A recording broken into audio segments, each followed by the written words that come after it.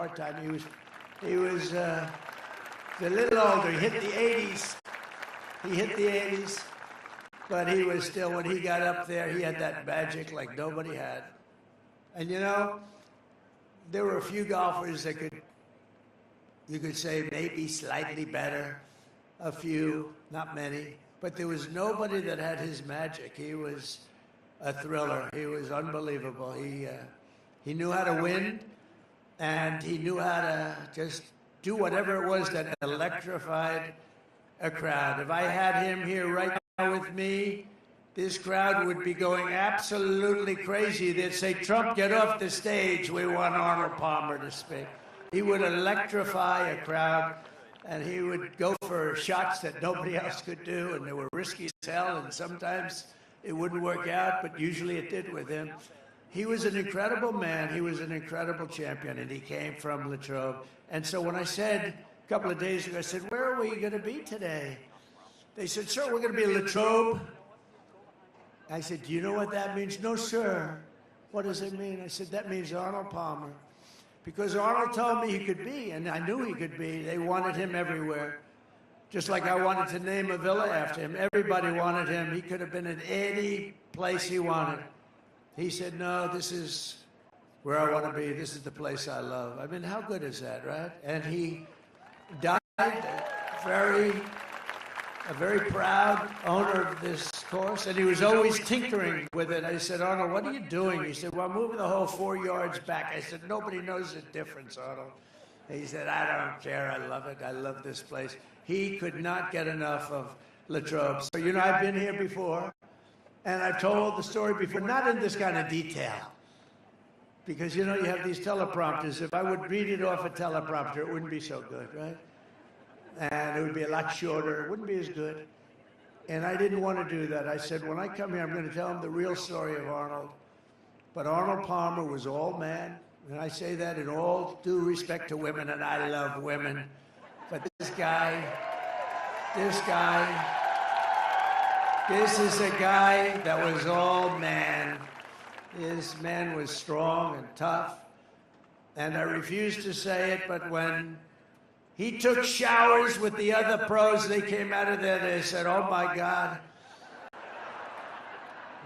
that's unbelievable." I had to say it. We have women that are highly sophisticated here, but they used to look at Arnold and say, "Man," but he was really something special. Arnold was something special. So I just want to tell you, you're very lucky, the people that live in Latrobe, and it's an honor for me to be here because of him. And he was actually he was a great man, and I don't think there would be golf to the extent that you have it today.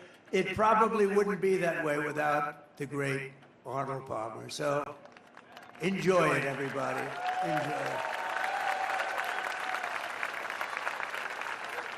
And I had to tell you the shower part of it because it's true. What can I tell you? We want to be honest. We want to be upfront. It's true. But I'm thrilled to be back in this incredible Commonwealth with thousands of proud, hardworking American patriots. I'd like to begin by asking a question. Are you better off now than you were 4 years ago? After living through this nightmare of inflation, invasion, and humiliation. You know what the invasion is, right? Invasion by the southern border. What they've done to our country is unbelievable, allowing more than 21 million people into our country. Many of them are murderers. Many of them are drug dealers. And they're from mental institutions. He says, "Send them back." You're right. Do you come from Latrobe by any chance? Yeah, he does. But Americans are ready to be free from Kamala Harris. You know that whenever I use the word Harris, everybody says, "Who's Harris?" They have no idea who Harris is. That's true. They have no idea who's Harris. But Kamala, and to reclaim the future that is rightfully yours, you're going to reclaim it. This election is a choice between whether we will have a incredible 4 more years of failure. It's such a horrible 4 years. We had a horror. Think of that. Everything they touch turns to. Everything. Inflation, Afghanistan. How about Afghanistan? Most embarrassing moment in the history of it. Everything they've touched. Even now he's telling Israel, everything he said to Israel was exactly the opposite. He's the greatest, I will say this about Biden, he's the single greatest expert on foreign policy in history. You know what that means? If you did the exact opposite of what he suggested every single time, you'd go down as the greatest foreign policy president in history. If you did the exact opposite. Everything's a failure. And he's telling Bibi Netanyahu, don't do this, don't do that, don't do this. All our great congressmen are there. Don't do any of these things. And Bibi didn't listen to him. And I tell you what, they're in a much stronger position now than they were 3 months ago. That's for sure. Nobody's ever seen anything like has happened. And Bibi called me today, and he said, it's incredible what's happened. They said, it's pretty incredible. But he wouldn't listen to Biden, because if he did, they wouldn't be in this position. And she's worse than him. She's not as smart as him. And I'm not saying he's the smartest. I'm not saying he's the smartest. But she's not as smart as him. And I think maybe, you know, based on early results, maybe he'd be doing better than her. You know, we have results coming out where we actually now don't have to rely on the polls. We're doing good in the polls, but we don't have to rely on the polls. Remember, they stole the election from an American president. They stole it. I could say, I don't even want to call it. They just stole the election. They said, we're taking the election away. He got 14 million votes, and he won. 22 people running, 22 Democrats there running. Oh, I'm looking at my hair up there. Let's see. Oh, I don't like it. I don't like it. Excuse me, I'm going to recomb my hair. Do you mind? I'll leave the stage for 5 minutes. I'm going to recomb my hair, Mr. Future Senator. We have David down here. Mr. Future Senator, you got to get him in.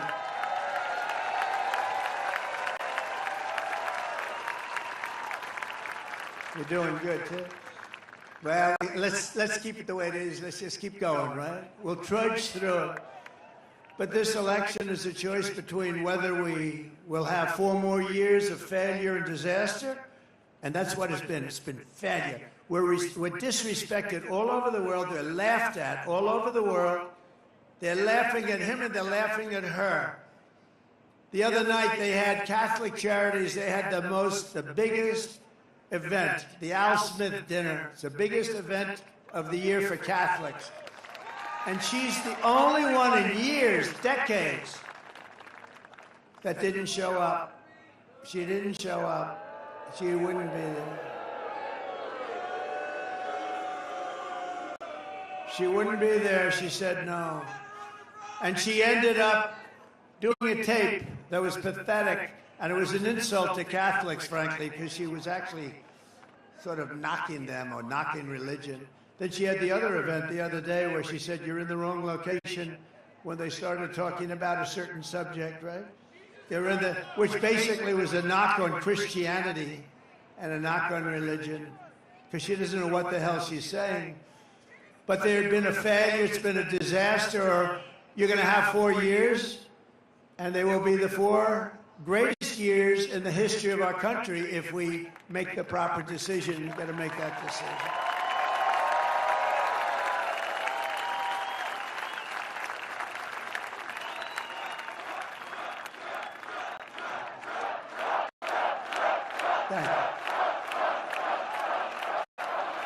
Thank you.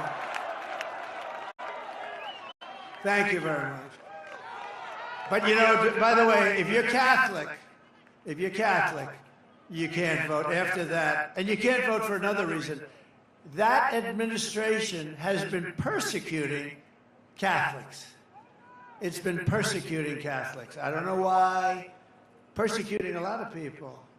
Persecuting politicians. I raised my hand, but we're kicking their ass. They are bad. They are bad. They are bad. Guys going to jail. They've never done this. This has never happened. It happens in third world countries and banana republics. They go after, it's called weaponization. They weaponize their justice departments. I call it the Department of Injustice. Ours is the Department of Injustice. But we're doing well. We won the big case in Florida. You saw that? That was the big one. That was the big one. That was the big one. They're going to get him on that one. Oh, they're going to get him. We had a judge who was brilliant and fair and very smart. She ruled against them, very strongly against them. These are dishonest people that we're dealing with. But we won that, and we have other ones. We have them on the ropes. Remember, they were going to have me in all sorts of trouble. I'm going to be in trouble. And in the meantime, it's just weaponization of government. It made me more popular.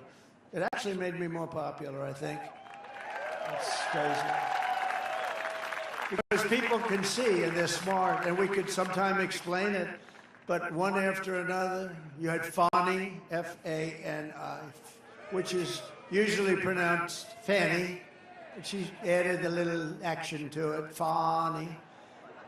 That was a scam. They're all scams. They're all scams. It's a corrupt system, and it's a corrupt Justice Department, and it's a corrupt DA, corrupt attorney generals. They use it to get elected because you can't get elected with open borders, with transgender operations all over the place, with men playing in women's sports,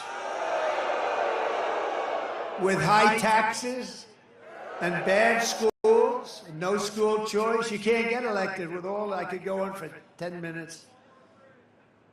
Your vote will decide whether we give up on America or whether we save America. It's the most important election you're ever going to have. It really is.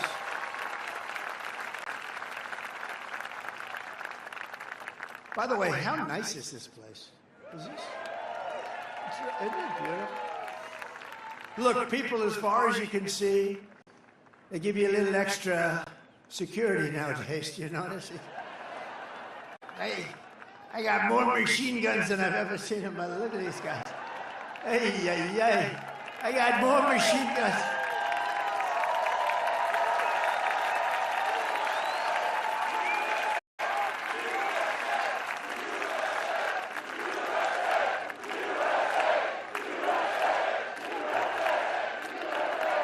I never saw guns like that. I said to my son, Don, he knows a lot about guns. And Eric knows they're great shots. They really understand. I said, what kind of a gun is that? They said, Dad, you don't even want to know. They are serious guns. We got more guys, and every one of them is like central casting, too. Holy shit. I'm looking. They look like Arnold Palmer. They look like Arnold. Can't look better than Arnold. But with your support, we'll bring back our nation's strength, dominance, prosperity, and pride. We're going to do it. This will be America's new golden age. 100 years from now, the presidential election of 2024 will be looked upon as America's greatest victory. I hope that's true. Because we've been through so much together, and the finish line is finally in sight. After 4 horrendous years, Kamala Harris can't say one thing that she'd do differently, right? You heard that. If you vote for me, I will end inflation. I will bring jobs back to our country. We'll flood our shores with companies and jobs. We'll seal our borders immediately, and we'll let people in. You know, we had the safest border in the history of our country. Hold it. Put up my favorite sign of all time. Put up my favorite graph. I have to use it. My favorite graph. So the red arrow on the bottom, that's the lowest number of illegal immigrants to come into this country. And by the way, we want people to come into the country, but they have to come in legally, just so we understand, right? She's going, yeah. We want them. We need them. We're going to need them because we're going to have so many companies come in just through adjustments in tariffs and taxes. They're going to come pouring into our country. And they're going to stay here because we're going to protect them with tariffs. The word tariff is the most beautiful word in the dictionary. More beautiful than love. More beautiful than respect. No, less beautiful than religion, though. I don't want to get into that argument. But the word tariff is the most beautiful word in the dictionary. Remember that. It's going to make our country rich. And our politicians were too stupid for so many years, or something else was going on. He goes crooked. That could be, because it's so simple to understand. But look at that. So that was the day I left office, that lower red arrow. That's the lowest point. And look what happened to our country after that. Look at that. And that was done by Border Patrol, which we love. Oh, by the way, Border Patrol gave us their total and complete endorsement.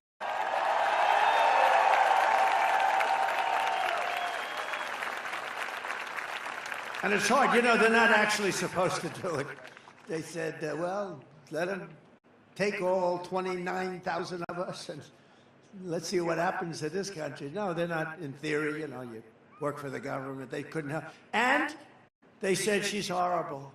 They said she's horrible. It wasn't just, they said, you're the greatest president in the history of our country. Some only said the greatest in our lifetime. They had a unanimous endorsement from everybody. And they said at the same time, she's the worst we've ever had by far. And now she's running. And I tell you, I think that the border, I was just saying to Byron Donalds in the plane, right, Byron? It was just him up, Byron. What a great guy.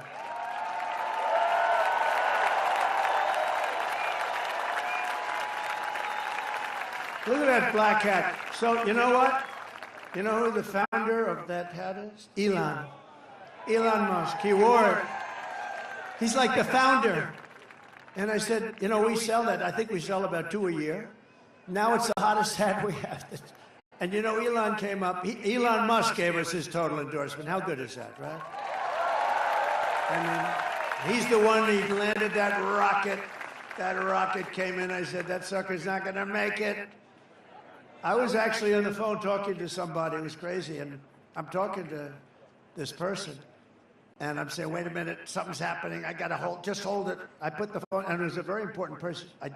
I'm looking at something on the screen. I'm seeing this 24-story tube come down, and it looked like it was getting, Congressman, it looked like it was getting a little bit close to the gantry or whatever the hell they call that nowadays. I said, oh my God. And I put the phone down. Very important person, by the way. I won't tell you who. It'll be embarrassing. Because I never picked up the phone again. I was sitting there for... And because I was the president, and because I'm leading, which is probably more important to him, the guy didn't hang up. He was on the phone 45, 50 minutes waiting. I just saw, oh, the phone's off the hook. Hello? Hello? He went, but I saw this thing come down, this tube, this giant tube, and I put the phone, I said, just a second. I said, I don't believe it, because I had the sound off. I turned the sound up, and it came down, and I said, it's going to crash. Don't crash. Now, I thought it was, actually, at first, I thought it was like a movie or something. I never saw this before, and I've seen it a lot. And it came down, and it was going into and then all of a sudden, you see the fire pouring out of the left side. I pushed it over. It landed perfectly, and then it was grabbed by two giant claws, and they grabbed it like Willie Mays would catch a fly ball in center field, right? That's the way it was. He was pretty good, Willie. And it came down, and I called Elon. I said, Elon, is that you? He said, that was me. I said, can anyone else do that? No. Can the United States do it? No. Can Russia do it? China do it? No, nobody can do that. He said, they're 10 years behind. This guy is great. And he said, if Donald Trump doesn't win, it could be the end of democracy in our country. It could be the end of our country. And you know where he is today? He's in another part of the Commonwealth.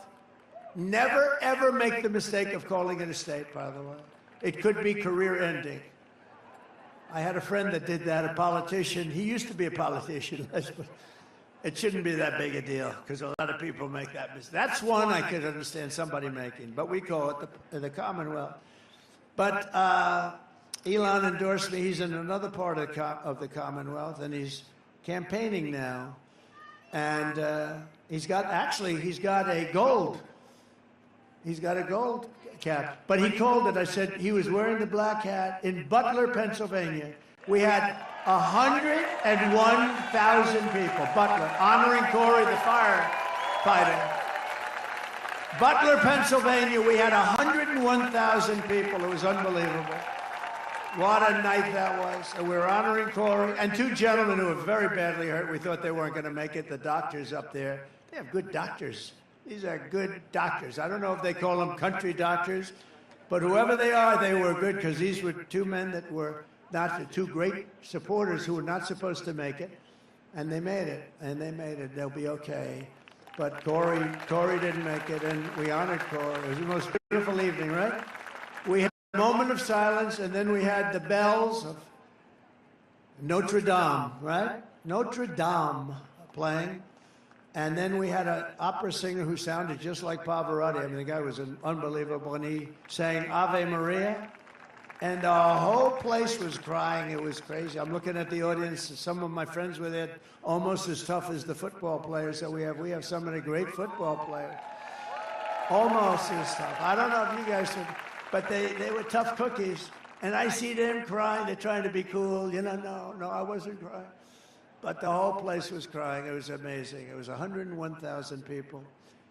So we will regain our sovereignty, we will restore our safety, and we will unlock the magnificent destiny that is just within our reach. And I am asking you to be excited about the future of our country. Again, you're going to be excited. This is going to be the most exciting period ever. Every problem facing us can be solved, but now the fate of our nation is in your hands. It really is. I mean, if you put these lunatics in charge any longer, we can't take it any longer. They're laughed at by foreign leaders. They think they can't even believe it. They can't even believe it. Biden can't find his way off a platform. She's worse. I wonder if she's going to have any trouble. No, she should be probably okay in that regard. But she's worse up here. Pennsylvania, you have to stand up and you have to tell Kamala Harris, who shouldn't be there, she's a threat to democracy. The way they took over, they called me a threat to democracy, right? She's a threat to democracy because she shouldn't even be the candidate. They should have picked a candidate fairly, not just given her because they want to be politically correct. I mean, whether you like him or not, you know, we had the debate. And his numbers went down. He didn't have a good night, but that can happen. But, you know, that happens, and the numbers go down, and they went down, and they went into him. They said, we're not going to let you run. We're going to take it away. That's crazy. Nancy went in. Chuck Schumer went in. Some of the people went in. They took it away from him. They just took it away from him. It's bad. And that is a threat to democracy, if you think about it, right? That's a real threat to democracy. But you have to tell Kamala Harris. And by the way, I think he would have, let's see what happens, and I may be wrong, but let's see what happens. I think he might have done better than she's going to do, because all we had to do is expose her as a lunatic left, further left than Pocahontas. Do you know who Pocahontas? Elizabeth Warren. She's further left than Pocahontas. And I don't want to get into that stuff, but her mother said she was Indian because she had high cheekbones. That's what she said. And then she went out and did a test because I was driving her crazy calling her Pocahontas. So she fell for the trap. And she did a test, and she was so happy because it came back 1,014. Remember? 1,014. And that was it. That means I had more Indian blood in me than she had, and I have none. I have none. I'd like to have some. I would like to have some, I'd be honored. But I have more, and I have none. But she was so happy when she got, think of that. Think of that. That was what happened. That was the end of her career. You know, that was the end of her presidential run. She was leading for the president. And when she said, and you got to understand, just these are the people we're dealing with. She took that Indian heritage, and based on the fact, and this is her statement, this is not me. There's no racist anything in me, not a drop. But this is not me. Her mother told her this, that she had high cheekbones, and therefore she was part Indian. And based on that, she applied to colleges. She applied for jobs. She applied for the U.S. Senate. And everyone's forgotten that crap right now, but I never forget it. But she went out, And she had the test, and the test was ridiculous basically. And then I said that I have more than she does. And I would love to, I will tell you, but she's bad news. But she's radical left crazy. She drives people. What she does to business people is horrible. She's a horrible person, but she's radical left. And Crazy Bernie is radical left. And this one, Kamala, is further left than them. So you have to tell Kamala Harris that you've had enough, that you just can't take it anymore. We can't stand you. You're a shit vice president. The worst. You're the worst vice president. Kamala, you're fired. Get the hell out of here. You're fired. Get out of here. Get the hell out of here, Kamala. Early voting in Pennsylvania is now underway. Go and vote. Just go and vote. Get out there, and if you've not registered to vote, you only have 2 days left. You have to get out there and register immediately. Does everybody promise they're going to register? Okay. Boy, look at the crowd. Wow. Wow. Hello, everybody. How did the flyover look? Good? Good. You know, it feels like you're very close to the ground. I said, are we okay here? You know, when you're, it looks like okay from here, but let me tell you, when you're in that plane, that sucker feels low. I'm saying, I hope everything's working nicely on that plane. With your help, 17 days from now, we are going to win Pennsylvania. We're going to defeat Kamala Harris, and we are going to make America great again, right?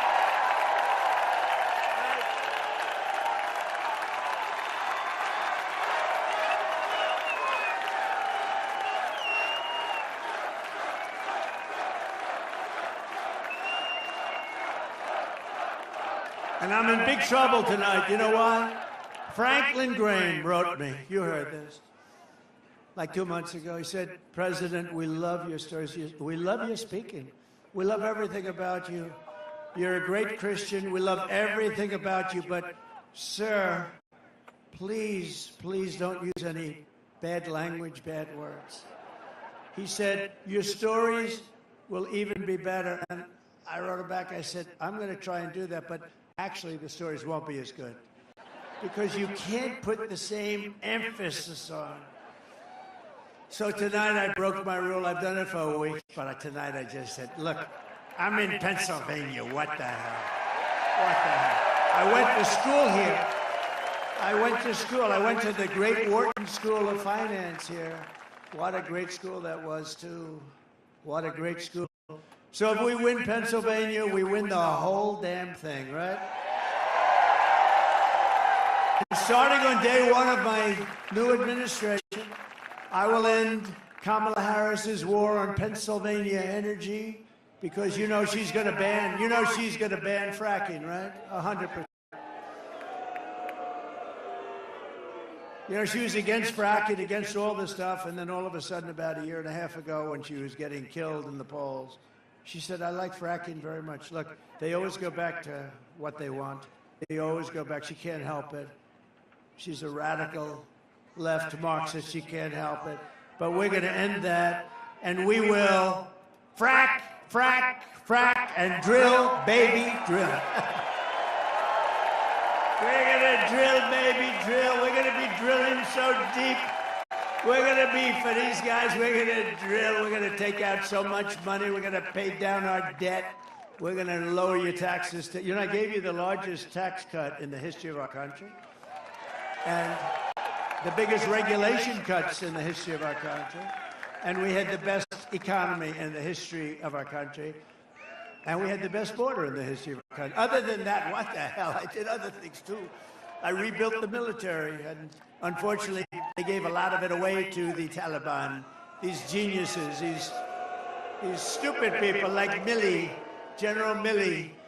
Remember his performance in Congress? General Milley and Mattis, all these guys, what a bunch of lightweights. But we have great generals, but they're the ones you don't see on television. They're the ones that actually have to fight. Like, we defeated 100% of the ISIS caliphate with great generals and we have a great military, but not the ones you see on television, not the movie actors that you see. Kamala has said repeatedly she wants to ban fracking, which would kill over 500,000 jobs in Pennsylvania alone. Watch this. There's no question I'm in favor of banning fracking. I'm committed to passing a Green New Deal and finally putting an end to fracking once and for all. If they fail to act as President of the United States, I'm prepared to get rid of the filibuster to pass a Green New Deal. I am offering a Green New Deal that has been described as one of the most aggressive and progressive. Wasn't it bringing the Green New Deal up? Yeah, I would vote for it. It is a resolution. I believe that the underlying principles behind it are sound and important.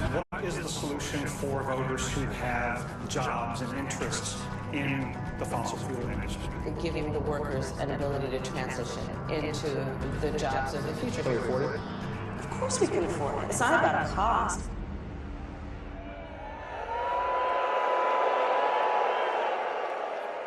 So when she does that, that's the end of Pennsylvania as we know it. It's the most important, not only from the standpoint of $500,000 jobs, it's 500,000 jobs, but in terms of income for the state, you would have to double and triple your taxes to make up. And she's going to do it. She's going to do it. She's going to do it.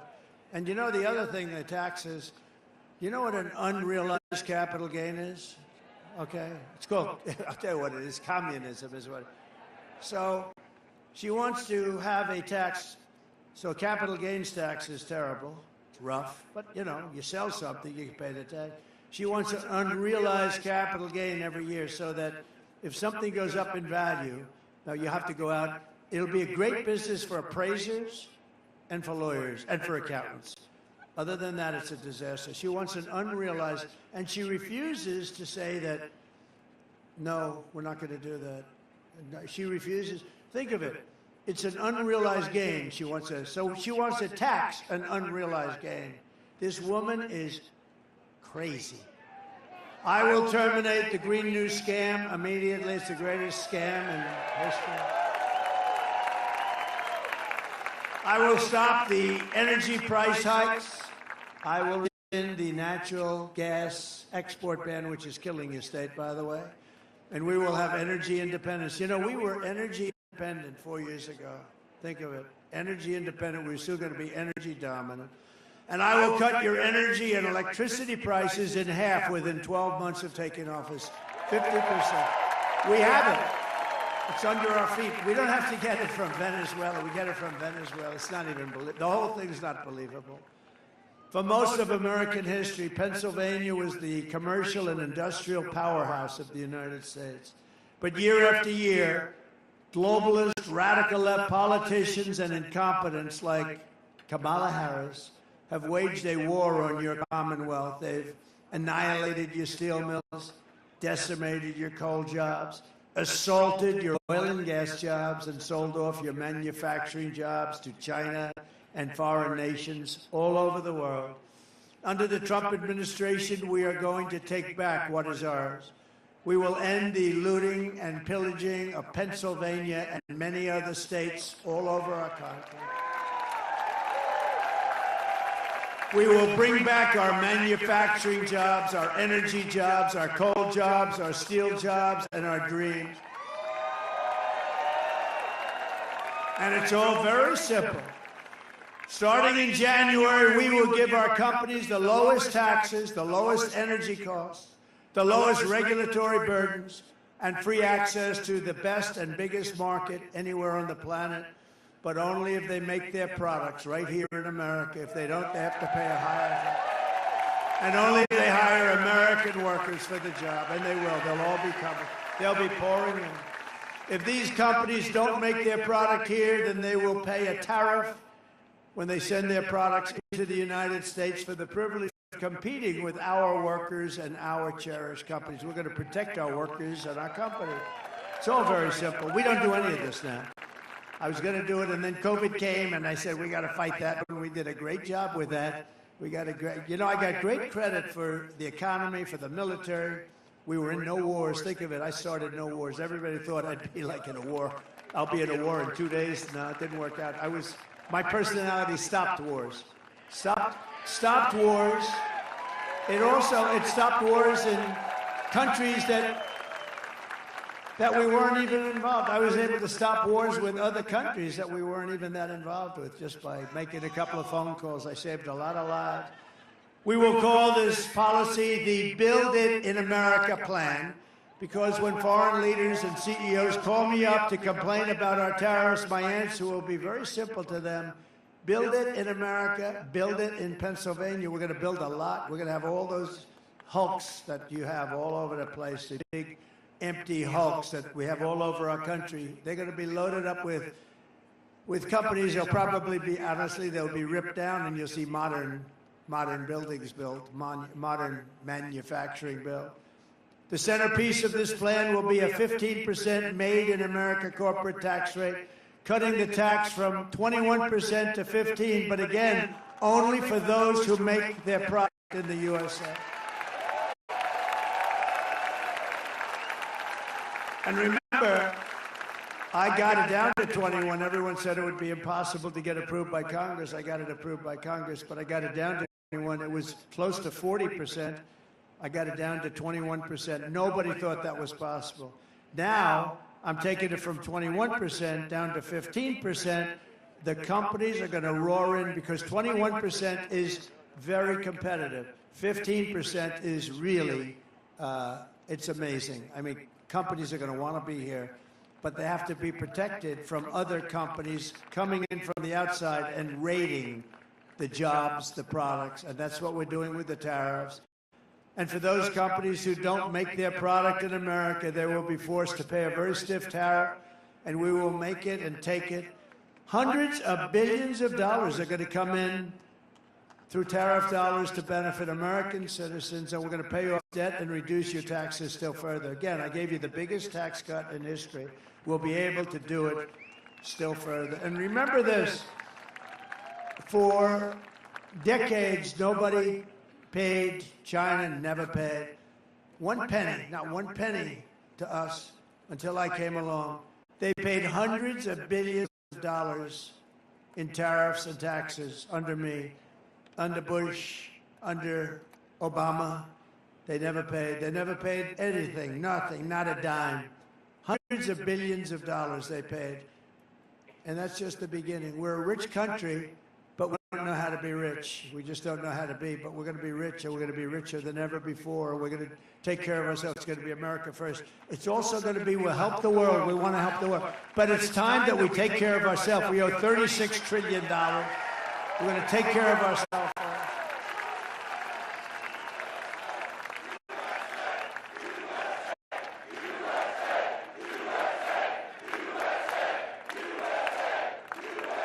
And I will never apologize for defending America. I will protect our workers. I will protect our jobs. I will protect our borders. I will protect our families. And I will protect the birthright of our children to live in the richest and most powerful nation on the face of the earth. And I will also protect our steel industry. If you guys remember, we were going to lose our steel. We had the worst policy on steel. China was coming in and others dumping steel onto our shores, and we would have had no steel industry left. And I put a big tariff on all steel coming in. It was not good steel either. It was what we call dirty steel. It's bad steel, bad structurally, very dangerous actually. But they were dumping steel into our country, destroying our steel mills.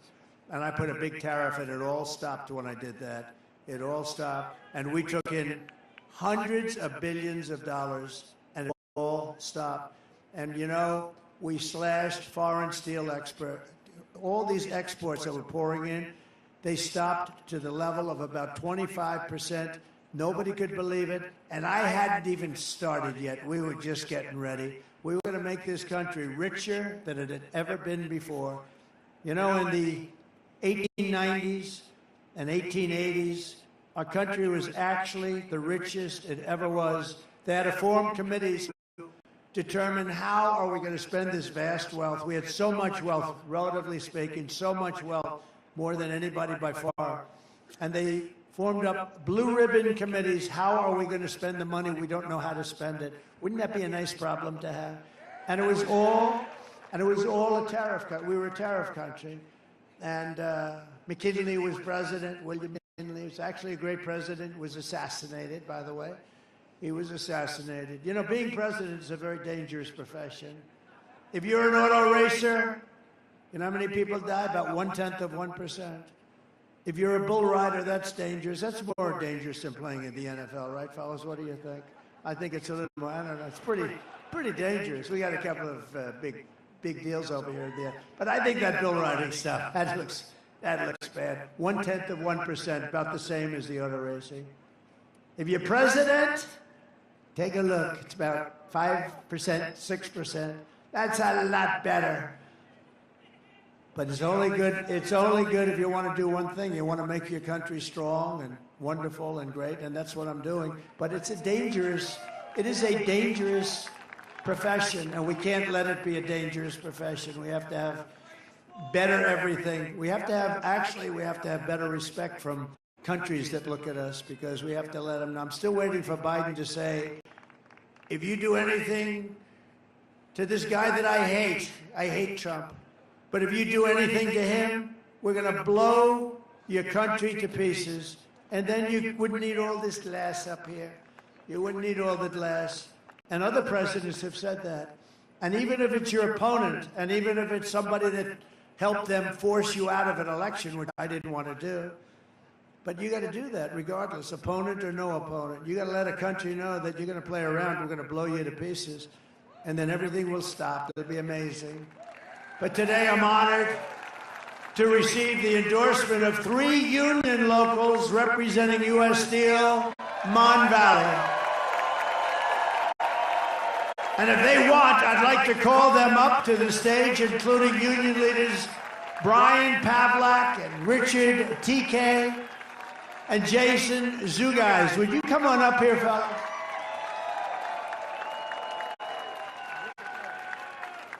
They're good-looking people. Good guy, yeah.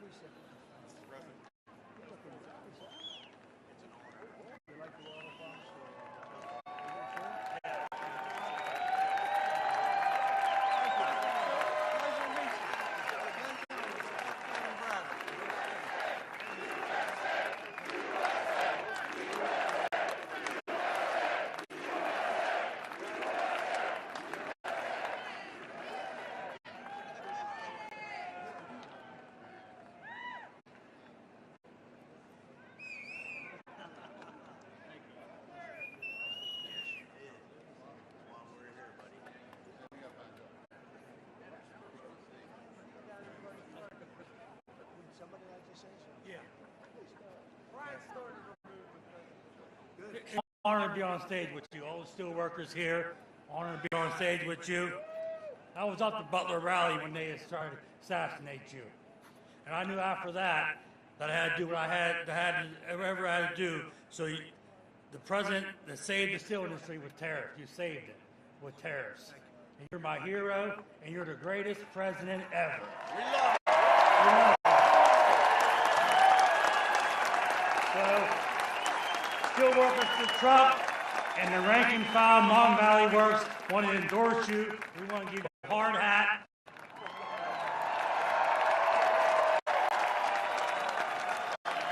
And also another hat too.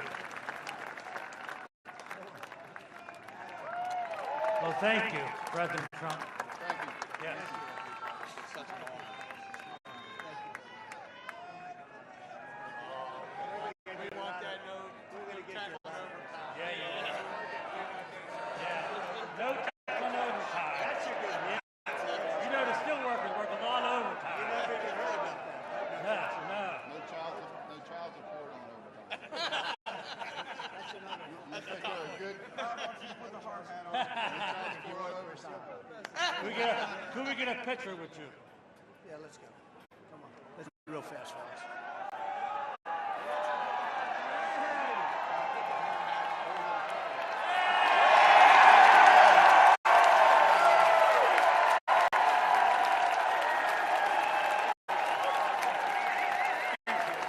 Thank you, everybody. Thank you. Take a picture. Come on. Got it? They've got it outside. Okay, he's got it right there. Let's go. We got to get that. Thank you. Good job.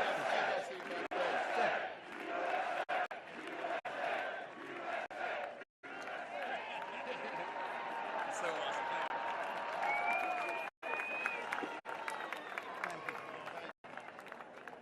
Thank you very much. That's a lot of strength up here. A lot of great people, actually. I'm also thank you very much. Have a good time, fellas. Thank you very much. Thank you very much. They said you did stay. We really did. We saved the steel industry in this country. Now we're going to make it really powerful again, along with autos.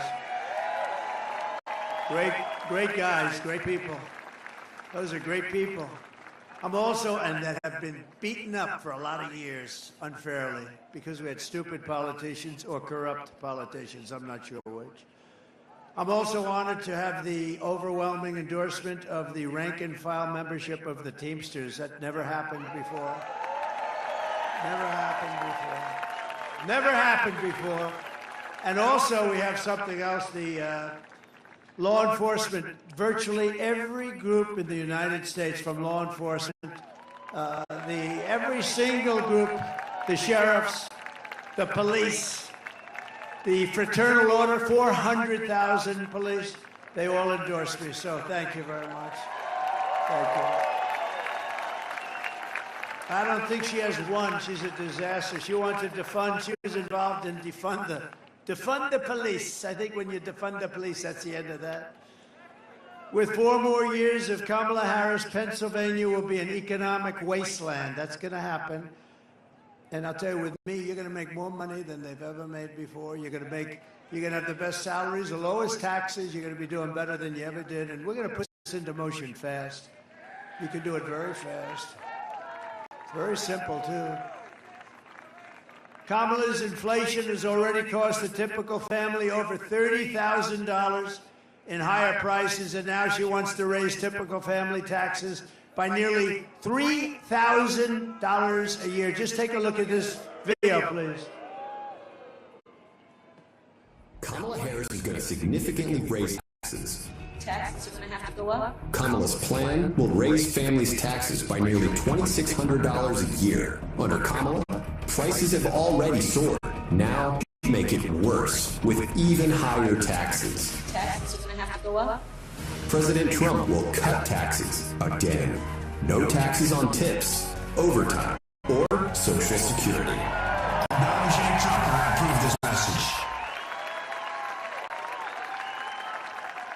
You know, they said to me up here, we like the overtime the best. I said, yeah, you probably. You like the overtime, right, fellas? That's I figured you had something. That's right. You're not worried about the tips. You like that overtime, right? But a lot of people like the tips. And if you're a senior, you know what you like. You want the Social Security, no tax on Social Security. Think of it. No tax. No tax on Social Security benefits for our seniors. And they deserve it because, you know what? Inflation, with their fixed income, mostly fixed income, inflation has absolutely destroyed our seniors and other people that are on fixed income. So I will also make interest on car loans fully tax deductible. That's a big deal. You know, they said one of the top guys on Wall Street called up and he said, you know, we have an incredible situation here. Where did you come up with that? It's like the paperclip. I said it the other day. Like 125 years ago, some guy took some steel and he bent it around a little bit. He came up with a paperclip. And other people looked at it. He made a lot of money, very rich man. And they said, why the hell didn't we think of it? You know, the one having to do with the deductibility of car loans. So simple. And the top guys on Wall Street, real geniuses, they called up, they said, How did you think of that? It's so simple. But, you know, to have the American dream, you want to have a car. And this will make, and I think this is going to be fantastic for Detroit and South Carolina and Tennessee and all of the areas that, that produce cars. One thing I have to say also, we have in Mexico, and I've been talking about it for the last year and a half, China is getting ready to build massive car plants, massive, which would wipe out Michigan, would hurt you, but would wipe out Michigan. Detroit would be gone. And they're the biggest plants in the world. I have a friend that does that. He builds plants. He doesn't do anything else. All he wants to do is build plants. And I called him up a year ago, a little more than that. I said, I want to see a plant. I want to go see a plant. You think Biden calls people up and says, I'd like to see a plant? I don't think so. He wants to just go. He wants to go to sleep. And she wants to do other things. We don't know what they are. We'll find out, unfortunately. No, but I said, I want to see a plant. He said, well, I can't really take you to the U.S. because we're not building the good ones. But the big ones are being built in Mexico. I said, what do you mean Mexico? They're being built by China. And they're the biggest in the world, actually. And one plant will be doing more than all of Michigan. So I said, this is not good. And then they think they're going to take the cars, build